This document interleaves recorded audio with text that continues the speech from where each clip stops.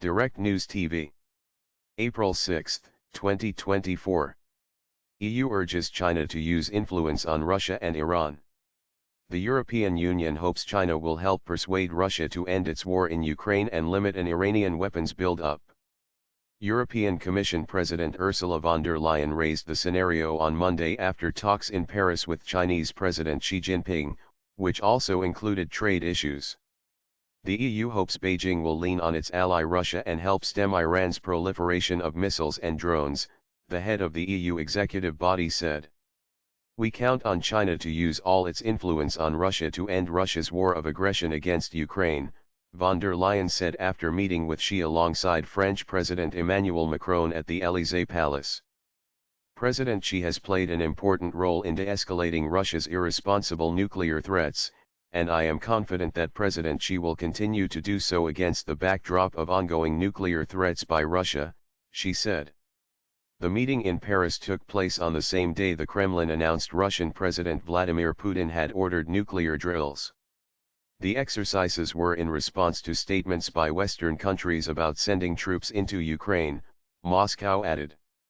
Macron said last week that his country would consider sending ground troops to Ukraine if Kiev requests backup. Von der Leyen added her hopes that China could play an important role in limiting the irresponsible proliferation of Iranian ballistic missiles and drones. Trade talk. Von der Leyen and Macron also pressed China on the topic of trade. They pushed Xi to ensure more balanced relations with the world's biggest trading bloc.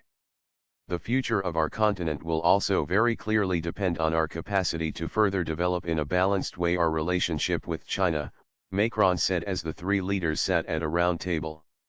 Xi was in Europe for the first time in 5 years at a time of growing business tensions that include the EU investigating Chinese industries such as electric vehicle while Beijing probes French-made brandy.